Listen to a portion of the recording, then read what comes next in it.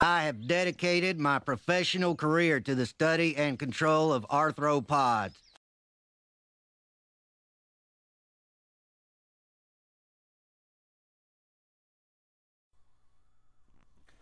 Hello YouTube! Today I want to talk about a book I read recently called The Authoritarians by Bob Altemeyer. This book is available in electronic form for free at www.theauthoritarians.com. This book has got to be one of the most important books I've read in a very long time. I've spent a great deal of time in my life looking at fundamentalism in adults and trying to understand at least some of the roots. In this book, Dr. Altemeyer describes a test he calls the right-wing authoritarian scale.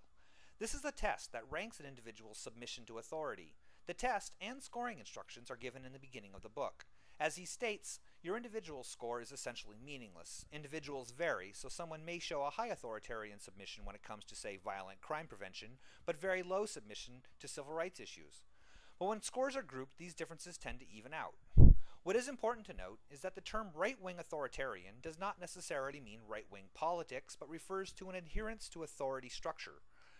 In today's America, someone with a high RWA score would likely be a loyalist to the conservative end of the Republican Party. However, that same person living in a different time and place may also have been equally loyal to Stalin or Mao.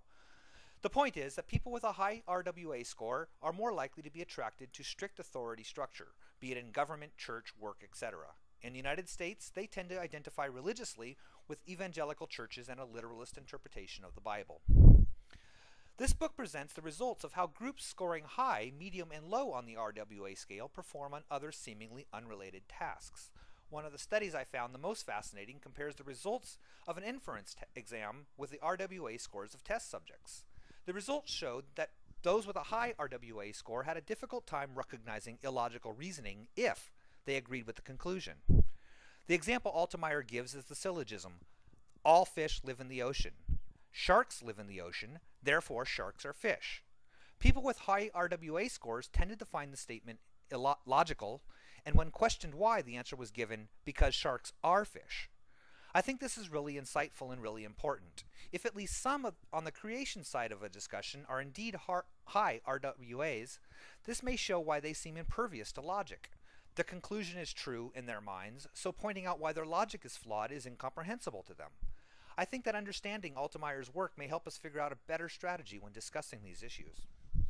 The critiques I have seen so far of this work have been based on the test itself being biased or flawed. What is ignored in this critique is that the test result is just a metric, a number. Even if flawed, the critic has got to explain how the metric then performs so well as an explanatory variable in other areas, like the previous inference test. I urge you to read this book in its entirety, look up the research cited, take the test. He's in no way condemning those who score high on the scale, but maybe giving insight so that you can start examining how you view the world and your place in it. Check out the link in the description. This is Lothotted Man. Until next time.